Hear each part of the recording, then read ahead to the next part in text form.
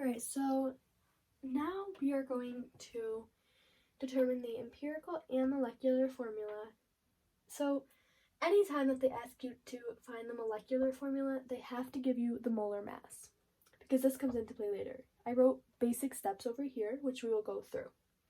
Okay, so what they gave us is the mass percentages of each element in nicotine. Well, since these all add up to 100, we can just assume that these are grams instead of percentages. So don't let that confuse you. If they give you the percentages, just change it to grams. Okay. So first we have to get the empirical formula.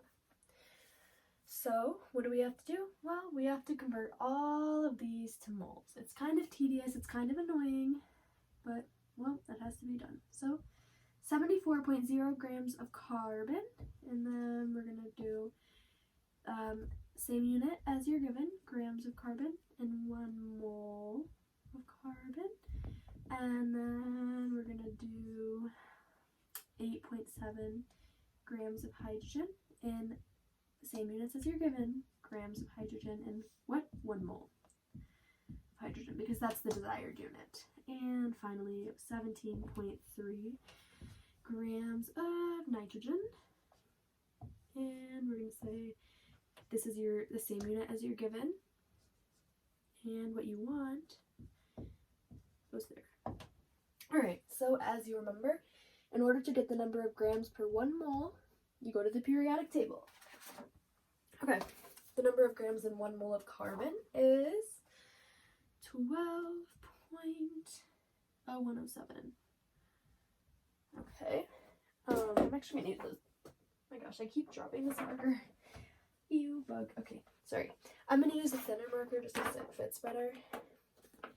So the number of grams in 1 mole of hydrogen from the periodic table is 1.00794.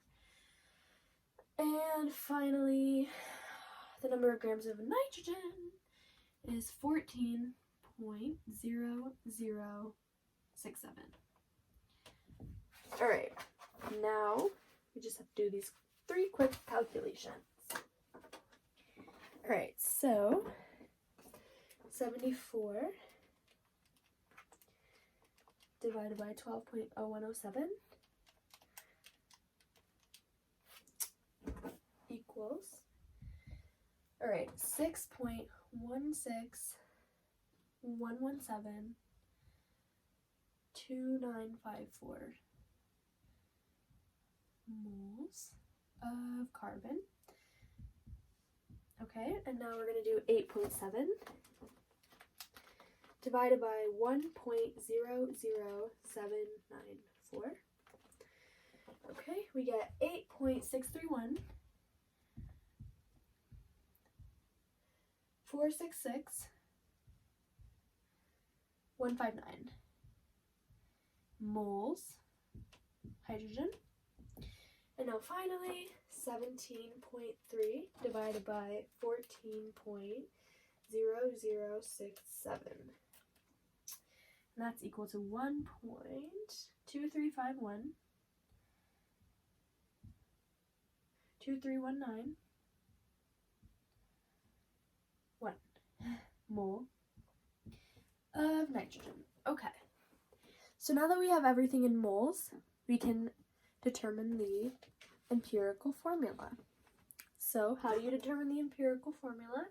Remember, you divide each one of these by the lowest number, which in this case appears to be nitrogen.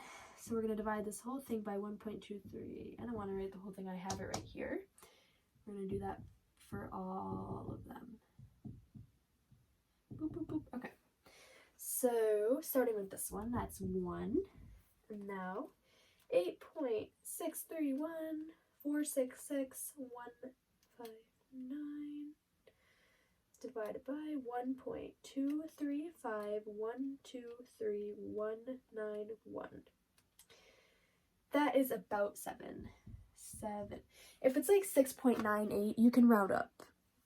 But if it's like 1.5, you can't round up because it's in the middle.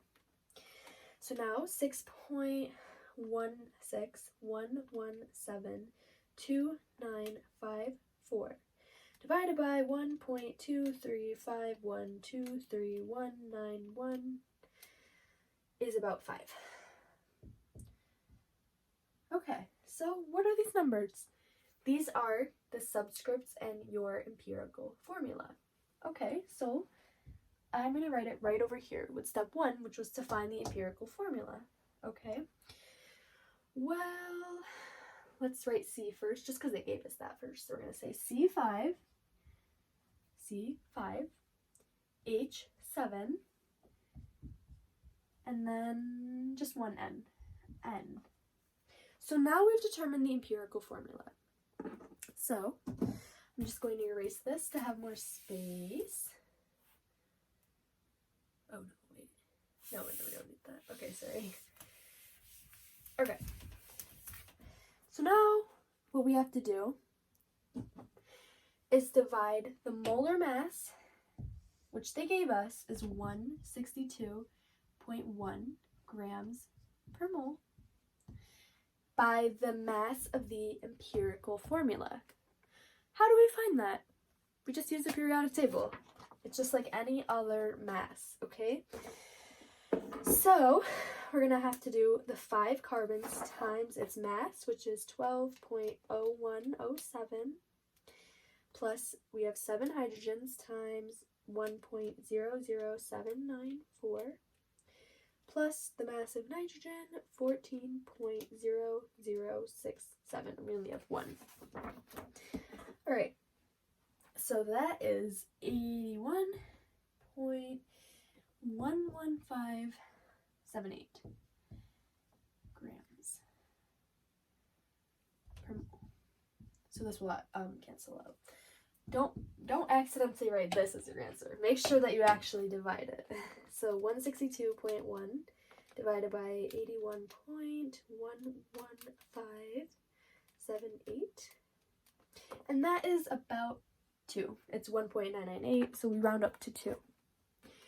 Alright, now step 3 is just multiply. What are you multiplying? We're multiplying the subscripts in the empirical formula by this whole number that we just calculated.